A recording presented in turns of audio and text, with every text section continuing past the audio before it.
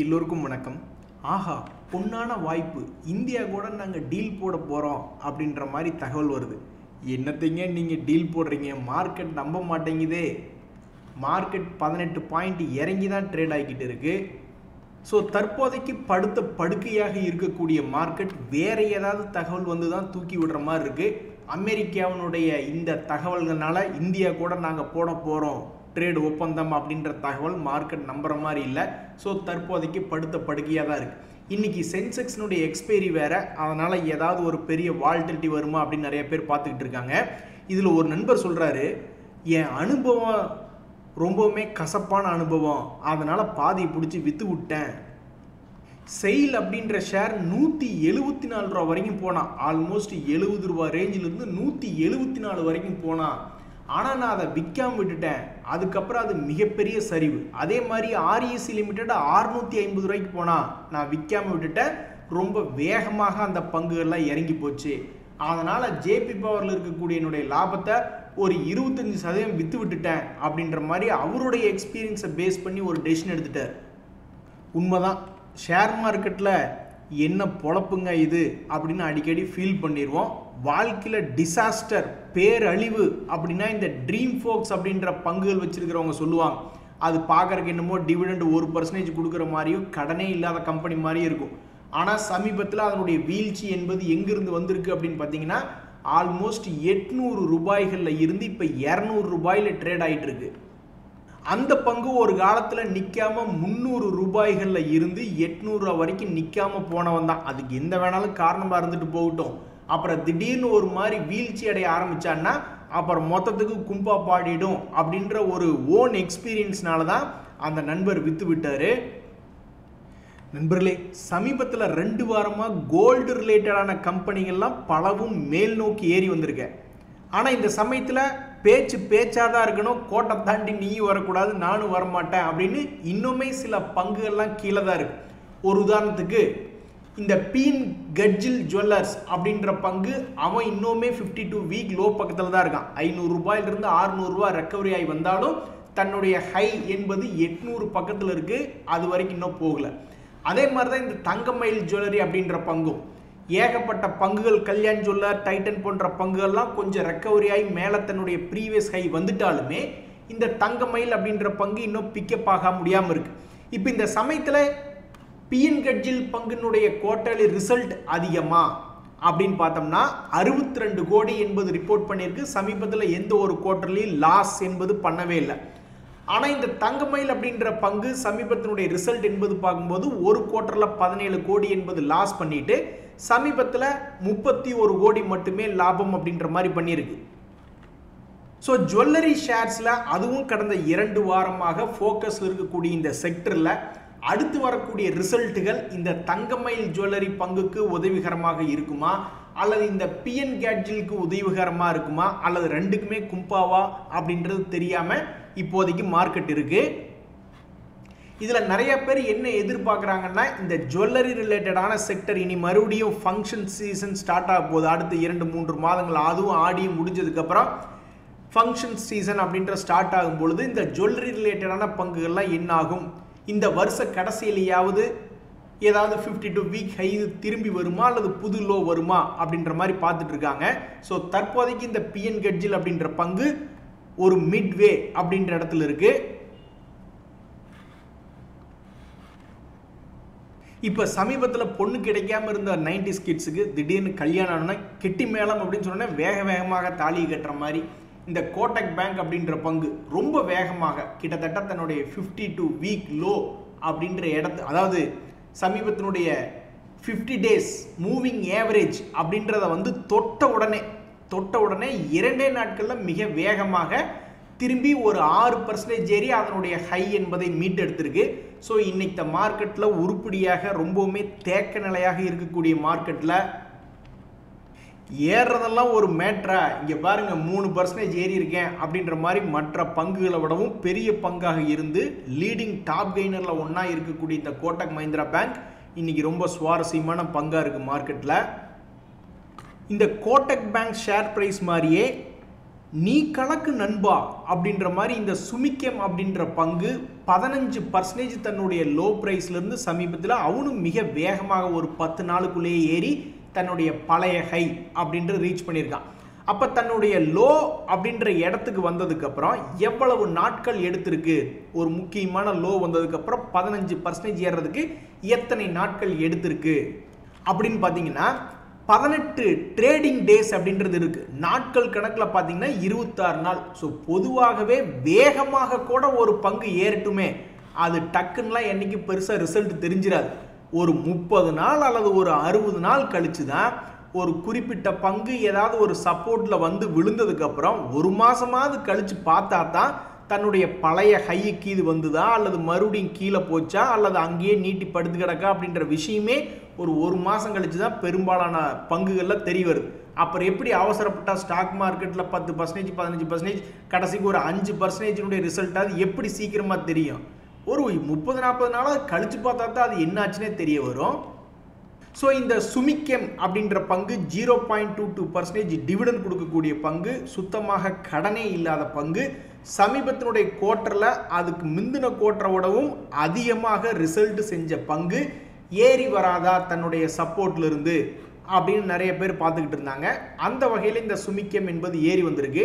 இனி மறுபடியும் 52 week haiku திரும்பி வர போறானா அல்லது மறுபடியும் இன்னொரு ரவுண்டு போக போறானா அப்படின்றது தெரியல.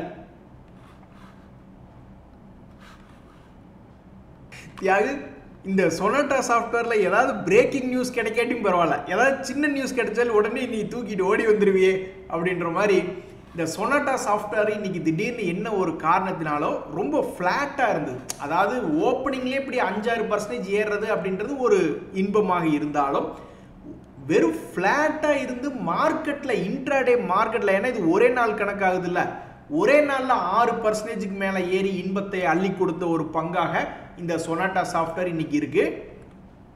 அம்முக்குட்டி, செல்லக்குட்டி, தங்கக்குட்டி, நான் இங்கு நலம் நீ அங்கு நலமா அப்படின்ற மாதிரி இன்னும் இந்த பங்கு அந்த அளவுக்கெல்லாம் பெருசாக சந்தோஷத்தை கொடுக்கல. இந்த மாதிரி ஜம்ப் அடிச்சது அப்படின்றது 2 மாதங்களுக்கு முன்னாடியே ஒரு மிகப்பெரிய ஒரு ஜம்ப் அடிச்சிட்டான். அதுக்கப்புறம் மறுபடியும் அதனுடைய எங்கிருந்து ஜம்ப் அடித்தானோ அதே அடிவாரத்துக்கு வந்து மறுபடியும் ஒரு முறை சம்பாரிச்சு கொடுத்துட்டு மறுபடியும் கீழே வீழ்ச்சி அடைந்த பங்காக தான் இந்த சொனாட்டா சாஃப்ட்வேர் இருந்தது. இன்னைக்கு இதில் என்ன ஒரு தகவல் அப்படின்னு பார்த்தீங்கன்னா, மறுபடியும் ஒரு மாதிரி பிளாஸ்ட் அவுட் ஆகி 200 டேஸ் மூவிங் ஆவரேஜ் பக்கத்தில் இந்த பங்கு என்பது வந்திருக்கு. ஸோ அடுத்தடுத்து வரக்கூடிய வாரங்களில் இதனுடைய ரிசல்ட் எப்படி இருக்கும் அப்படின்றது பொறுத்து இருந்து தான் பார்க்கணும். ஸோ தற்போதைய நிலைமையில் இது 1% டிவிடெண்ட் கொடுக்கக்கூடிய பங்கு.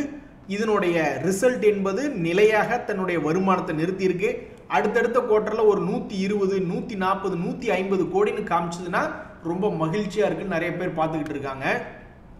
எது எப்படியோங்க, இது போன்ற பங்குகள், லாபம் செய்யக்கூடிய பங்குகள் திரும்பி தன்னுடைய 52 வீக் ஹை வந்தாலும் சரிதான், அல்லது பாதி கிணறு தாண்டினாலும் சரிதான், அல்லது மறுபடியும் தன்னுடைய 52 வீக் லோ 300 ரூபாய்க்கு போயிட்டு இன்னொரு ரவுண்டு 450 ரூபாய்ன்னு வந்தாலும் சரிதான். ஷேர் மார்க்கெட் என்பது வினோதமான ஜந்துக்களால் நிறைந்தது அப்படின்ற மாதிரி இந்த ட்ரெண்ட் அப்படின்ற ஷேரை திடீர்னு ஏதோ ஒரு காரணத்தினால மிகப்பெரிய ஒரு பிஸ்னஸ் அப்டேட் கொடுத்துருந்தாங்க. அவங்க பிஸ்னஸ் அப்டேட்டுக்கு அப்புறம் மிகப்பெரிய ஒரு வீழ்ச்சியை ஒரே நாளில் கொண்டு வந்து விட்டாங்க. என்னமோ அவன் போய் 100 ரூபாயை டக்குன்னு தொட்டு கும்பிட்ற மாதிரி. அப்படி விழுந்ததுக்கப்புறம் அந்த விழுந்த நாளினுடைய லோவை இன்னுமே அவன் உடைக்கல. ஸோ மிகப்பெரிய ஒரு பார் அப்படின்றது சமீபத்தில் போட்டிருக்கான். அந்த பார்னுடைய லோவை இது வரைக்கும் உடைக்கல. அப்புறம் எதுக்கே கீழே இறங்கிறீங்க, ஏன் அந்த ஒரு நாளில் பல ட்ரேடர்கள் அல்லது பல முதலீட்டாளர்களுடைய மனசை நோகடிக்கிறீங்க அப்படின்ற மாதிரி எதுக்கு அப்படி போன வாரம் வெள்ளிக்கிழமை கிராஷ் ஆனான்னு தெரில. நேற்று பாசிட்டிவ்ல இருந்தது, இன்னைக்கு வெறும் 1.5% இறங்கியிருக்கு. அதனால் நண்பர்களே, அதெல்லாம் அந்த காலம். திடீர்னு ஏதாவது ஒரு பங்கு 10% இறங்கிடுச்சா ஐயோ அம்மா அப்படின்னு முடிவெடுக்கக்கூடிய ரீட்டைலர்கள் இருந்ததெல்லாம் அந்த காலம்.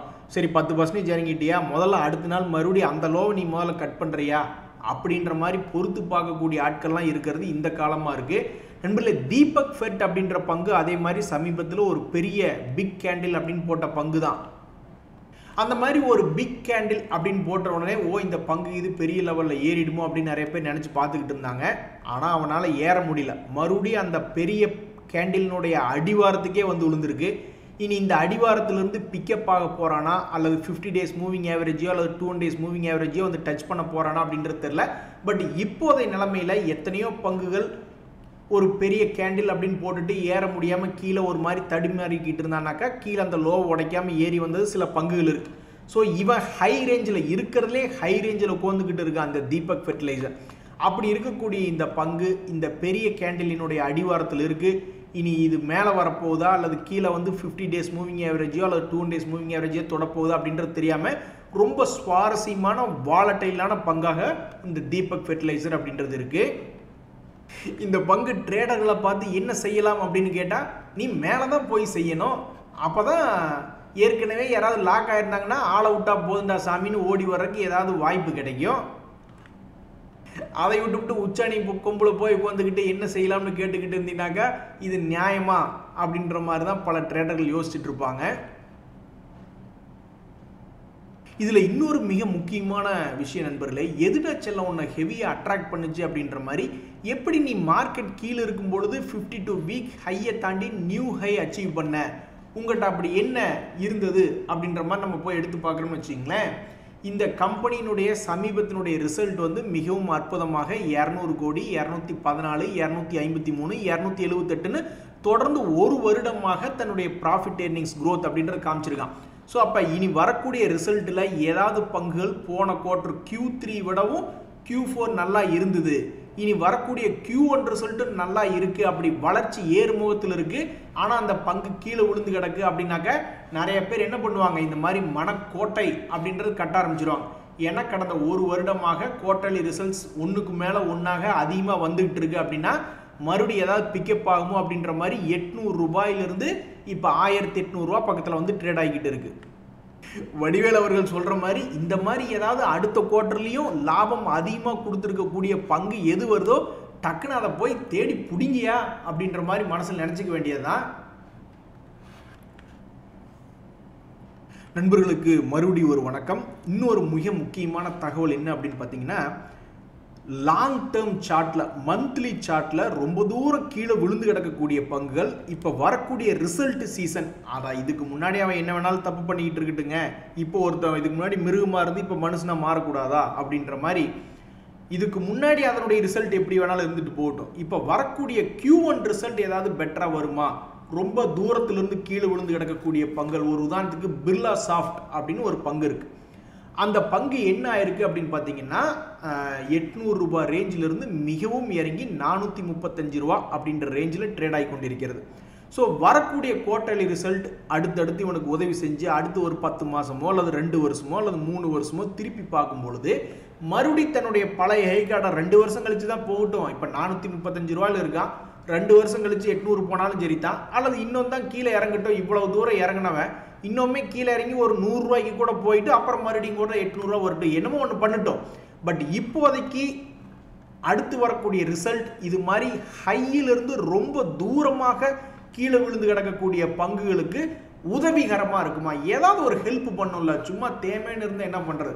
ஸோ அது மாதிரி பிர்லா சாஃப்ட் அப்படின்ற பங்கு ரொம்பவும் தூரமாக 800 ரூபா ஹையிங் இருக்குது, இப்போ 435, ஆல்மோஸ்ட் 50% தூரத்தில் ட்ரேட் ஆகிட்டு இருக்கு. அதே மாதிரி Coal India, SW solar, Adani green அப்படின்ற மாதிரி நீங்கள் எடுத்து பார்த்தீங்கன்னு வச்சிங்களேன், அது போன்ற பங்குகளுமே எவ்வளவு தூரத்திலே விழுந்து கிடக்கிறது அப்படின்ற மாதிரி நீங்கள் பார்த்தீங்கன்னா அவனும் ரொம்ப தூரத்தில் விழுந்து கிடக்கிறான். ஸோ ஒரு 2-3 வருஷம் கூட தான் ஆகட்டும், அவன் தன்னுடைய பழைய போய் மெதுவாக ஒரு 10 மாதம் டிசம்பர், அடுத்த வருஷம் அக்டோபர், அதுக்கு அடுத்த வருஷம் நவம்பர் அப்படின்னு மெதுவாக கூட தான் போகட்டும். கோல் இண்டியாவுமே ரொம்ப ஃபேமஸான பங்கு தான். இவங்கெல்லாம் வந்து கோல் பேஸ்டு இருக்கக்கூடிய பிஸ்னஸையும் கொஞ்சம் க்ரீனரியாக மாற்றணும், சஸ்டைனபிள் எனர்ஜியாக மாற்றணும்னு அவங்க ரெனியூவபிள் எனர்ஜி சைடும் நிறைய செலவு பண்ணிக்கிட்டு தான் இருக்காங்க. கோலையே நம்பி இருக்க முடியுமா, எதிர்காலத்தில் எந்தையாவது ஒரு பேனுக்கு என்ன போட்டு விட்டாங்கன்னு என்ன பண்ணுறது. ஸோ அப்படியே அவங்க பண்ணிக்கிட்டு தான் இருக்காங்க. இருந்தாலும் அந்த பங்கு சமீபத்தினுடைய உச்சியில் இருந்து கீழே விழுந்து இன்னுமே சுமாராக தான் ஓடிக்கிட்டு இருக்குது. சரி, நீ கீழே விழுகிற, இன்னொரு 200 ரூபாய்க்கு கூட வந்துட்டு அப்புறமா கூட போ, ஏதாவது ஒன்று பெரிய லாங் டேர்மில் நீ பண்ணினா தானே ஆகும் அப்படின்னு கோல் இண்டியா பார்த்துக்கிட்டு இருக்காங்க. அதானி கிரீன் எனர்ஜி வந்து டெக்னிக்கலாக மட்டுமே பேச முடியும், ஃபண்டமெண்டல் அப்படின்ற பல டேட்டாவை நிறைய பேர் எடுத்து பார்க்க முடியாது. ஏன் அப்படின்னா ஃபண்டமெண்டல் டேட்டா அப்படின்றது வந்து என்விரான்மெண்டலில் ஏதாவது ஒரு ஈக்குலிபிரியம் கண்டிஷன் மாதிரி இருந்தால் அல்லது நியரஸ்ட் டு ஈக்குலிபிரியம் கண்டிஷன் மாதிரி இருந்தால் பிரச்சனை இருக்காது, ஃபண்டமெண்டல் நல்லா ஒர்க் ஆகும். திடீர்னு அதானி குரூப்பில் ஏதாவது ஒரு தகவல்கள் செய்திகள் அப்படின்னு வரும்போது அந்த ஈக்குலிபிரியம் தாண்டி பார்த்துருவாங்க.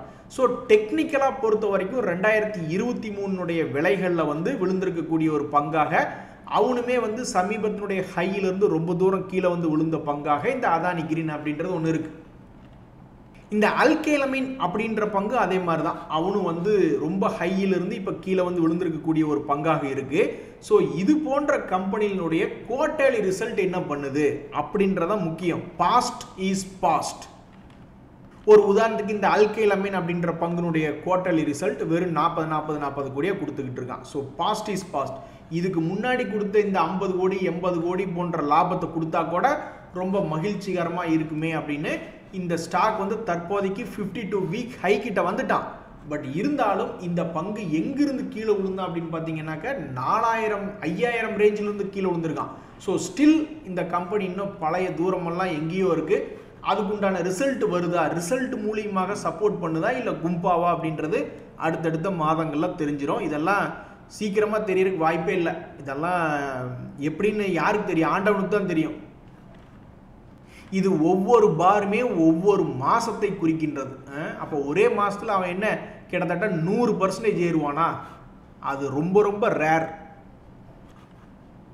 நிறைய பேர் மனசில் நினைப்பாங்க, யோ ஒரு மாதத்தில் 50% இறங்கி வேணால் செய்வான், நம்ம போர்ட்ஃபோலியோ சின்ன பண்ண போனால் படுத்துவானே ஒழிஞ்சு எவனும் உருப்படியே ஒரு மாதத்துலாம் நம்மளுக்கு சத்தியமாக அந்த மாதிரி சந்தோஷத்தை கொடுக்க மாட்டான். ஸ்டாக் மார்க்கெட் என்பதே விதைத்திடு, பொறுத்திடு, அப்புறம் அறுவடை செய்திடு அப்படின்ற மாதிரியான ஒரு கான்செப்ட் தான். நம்மளும் விவசாயிகளும் ஆக்சுவலாக கூட்டாளியை பார்த்தீங்களா, அவங்களும் அதே மாதிரி தான் விதைச்சிட்டு அதை காத்துட்டு ரொம்ப பொறுமையாக இருப்பாங்க. கிடைச்சதுன்னா அறுவடை, இல்லைன்னா மண்ணுக்கு அப்படின்ட்டு விட்டுட்டு போயிடுவாங்க. நண்பர்களே, இந்த டைட்டன் அப்படின்ற ஷேர் இன்னைக்கு வந்து 5% இறங்குறதுக்கு மிக முக்கியமான காரணம் அவங்களுடைய பிஸ்னஸ் அப்டேட் கொடுத்தது மார்க்கெட்னுடைய எக்ஸ்பெக்டேஷன் அளவுக்கு இல்லை அப்படின்ற மாதிரி சொல்லி 5% இறக்கி விட்டாங்க. ஆனால் அது சாதிச்சுட்டு தான் கீழே இறங்கியிருக்கு. சமீபத்தில் மிகவும் அற்புதமாக லோலிருந்து ரெக்கவரி ஆகி ஹையுக்கு போயிட்டு தான் அப்புறம் கீழே விழுந்திருக்கு. ஸோ ஜுவல்லரி ரிலேட்டடான பங்குகள் இப்போ 2 வாரமாக ஃபோக்கஸில் இருக்குது. அதனால தான் ஒரு அப்டேட் கொடுத்ததுக்கே, பிஸ்னஸ் அப்டேட் கொடுத்ததுக்கே இன்னைக்கு டைட்டன் ஷேர் மிகவும் ஆவேசமாக ட்ரேட் செய்யப்பட்டு இன்னைக்கு ஃபோக்கஸில் வந்திருக்கிறதுக்கு இது மிக முக்கியமான காரணம். இந்த டாக்டர் ரெட்டி ஷேர் சமீபத்தில் மிகப்பெரிய அளவில் சாதித்த பிறகு அவன் ஏதோ வாழைப்பழத்தில் ஊசி ஏற்றுற மாதிரி கொஞ்சம் கொஞ்சமாக இறக்கி விட்டுக்கிட்டே இருக்காங்க. இனி சமீபத்தில் தான் ஒரு தடவை படமெல்லாம் பார்த்தீங்கன்னு வச்சிங்களேன், ஒரு பழைய ஆக்டர் பேர் சொல்ல நான் விரும்பல, அப்புறம் அவர் எப்பெல்லாம் டவுன் ஆகிறாரோ அப்போல்லாம் திடீர்னு கவுன்மணி அவர்கள் அவர் கூட சேர்ந்து அவரை மறுபடியும் அவருடைய மார்க்கெட்டை தூக்கி நிறுத்துற மாதிரி, ஏதாவது காமெடி ரோல் நடித்து தூக்கி விட்ற மாதிரி இந்த டாக்டர் ரெட்டி இப்போ தான் ஒரு தடவை 50 டேஸ் மூவிங் ஆவரேஜ் என்பது சப்போர்ட் பண்ணி தூக்கி விட்டுருக்கு. மறுபடியும் இன்றைக்கி ஒரே நாளில் அதே 50 டேஸ் மூவிங் ஆவரேஜை டெஸ்ட் பண்ணுறதுக்கு வந்திருக்கு. இனி என்ன நடக்க போகுது அப்படின்றது தெரில. இன்னைக்கு மார்க்கெட்டில் சந்தோஷத்துக்கும் ஒன்றும் குறைச்சல் இல்லை. ஏன்னா இப்போ வாரி எனர்ஜிஸ் அப்படின்ற ஒரு பங்கு சமீபத்தில் ஒரு மிகப்பெரிய பிக் கேண்டில் அப்படின்றத போட்டுட்டு ரொம்பவுமே ஸ்ட்ராங்காகவே தான் ட்ரேட் ஆகிக்கிட்டு இருந்தது. அதனுடைய அடிவாரத்துக்கு வரவே இல்லை. அதாவது நிறைய பேர் எதிர்பார்த்துக்கிட்டு இருந்தாங்க, ஒரு பெரிய பேண்டில் போட்டதுக்கப்புறம் அதனுடைய அடிவாரத்துக்கு ஒரு 10-15 நாள் கழிச்சு வந்துட்டு மறுபடியும் அதனுடைய உச்சத்துக்கு போனால் கூட நல்லா இருக்குமே, மகிழ்ச்சியாக இருக்குமேன்னு பார்த்துக்கிட்டு இருந்தாங்க. அது மாதிரி இந்த பங்கு என்பது தற்போதைக்கு பண்ணலை. அவன் மேலேயே ஆடிக்கிட்டே இருக்கான். அந்த வகையில் இன்னைக்கு மறுபடியும் லேசாக மேலே ஏறி ஒரு சிறு சந்தோஷத்தை கொடுத்த ஒரு பங்காக இந்த வாரி எனர்ஜிஸ் அப்படின்ற பங்கு இருக்குது. எங்களுக்கு சந்தோஷத்துக்கு ஒன்றும் குறைச்சல் இல்லை அப்படின்ற மாதிரி இந்த பிஎல்எஸ் இன்டர்நேஷனல் அப்படின்ற பங்கு சமீபத்தில் ஒரு லோ பக்கத்தில் வந்து விழுந்திருந்தான். அப்புறம் மறுபடியும் ஒரு 7-8% ஏறினா மறுபடியும் கீழே விழுந்துட்டு மறுபடியும் ஒரு 6% ஏறி ட்ரேட் ஆகி கொண்டு இருக்கக்கூடிய பங்காக இந்த பிஎல்எஸ் இன்டர்நேஷனல் இருக்குது. ஆனால் இதெல்லாம் கெடுத்து விட்ட மாதிரி தான். இதுக்கு முன்னாடி மிக அற்புதமாக கால்குலேஷன் போட்டு நிறைய பேர் இப்படி ஏறி இருக்கே பரவாயில்ல, இப்படி ஏறி இருக்கே பரவாயில்ல அப்படின்ற மாதிரி பார்த்துக்கிட்டு இருந்தாங்க. ஆனால் இவன் கரெக்டாக இதுக்கு முன்னாடி வந்த லோ அப்படின்றது வராமையே பாதியில் திரும்பினவன் தான். ஸோ மறுபடியும் இந்த பங்கு கீழே ஒரு 340 ரூபா வரைக்கும் வந்து கீழே விழுந்துட்டு கூட அப்புறம் மறுபடியும் ஏறினா கூட பல பேர்த்துக்கு சந்தோஷம் என்பது வரும். ஸோ எதுக்குமே சம்மந்தம் இல்லாமல் நடுவில் ட்ரேட் ஆகி கொண்டு இருக்கக்கூடிய இந்த பிஎல்எஸ் இன்டர்நேஷனல் இன்றைய தேதியில் இப்போ வரைக்கும் கொஞ்சம் சந்தோஷம் என்பது தான் கொடுத்துருக்கு. நன்றி, வணக்கம்.